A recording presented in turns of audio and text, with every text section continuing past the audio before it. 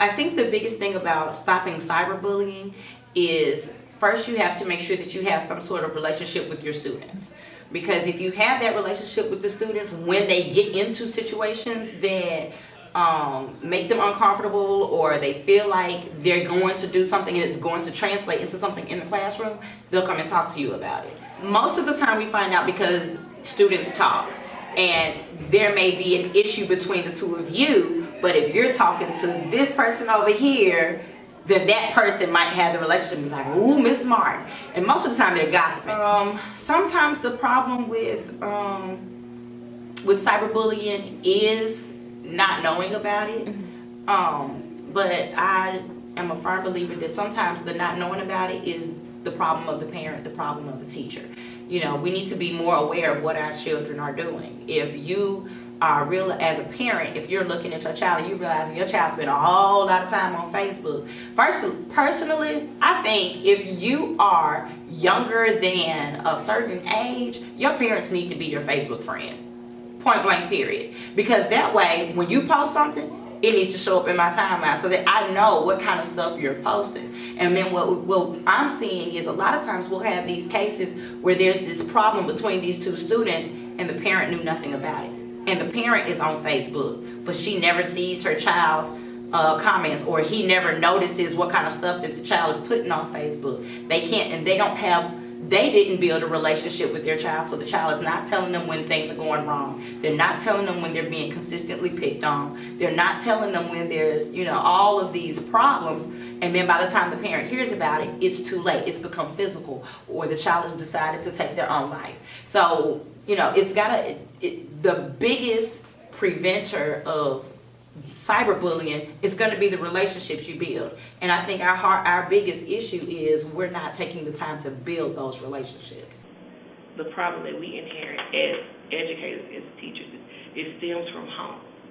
So without the supervision of the parent checking their students or their kids' Facebook pages or the other social media outlets, so they will know what's going on. Students feel comfortable with certain teachers, so they will inform that teacher.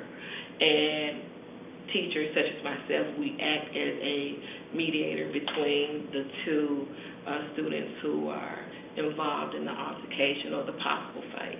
We try to bring them in. We try to resolve it, or we also have peers who are neutral, and they can go in and they can try to talk about it, try to resolve it. We've also had, prep rallies. We just had an anti-bullying meeting with the staff, and we're going to have an anti-bullying program. We had one at the beginning of the year to inform our students that this is cyberbullying. These are the effects that, cyberbullying have not only on you but on other students, and these other repercussions that you will have if we catch you cyberbullying.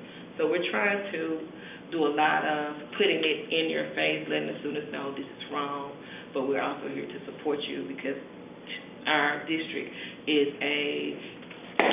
is zero tolerance on any form of bullying, whether it is cyberbullying or even, face-to-face. Well, I had made a status that said, haha, this status if you think, if you want to fight me, something like this. And she said, and she haha do it, everybody haha it, but everybody else took it as a joke, but she didn't. So I said, what's up? And then she said, you missed it, something like that. You missed it, but what you want to do? We can fight after school and all this stuff. She was just saying stuff like this. So I was like, okay. Well, we was walking by the church. And then everybody was like, who gonna hit first? Who gonna hit first? That was really boosting it up. And I hit her first. Yeah, it was two. The one on social media and another one because she was my friend at the time.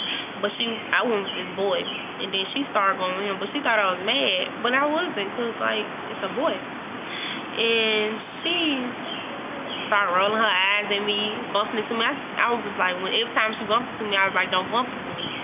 And then it really started right there, too. And then we got on Facebook. She just be talking about me and all this stuff, saying different random stuff about me, not directing it, but I know it's for me.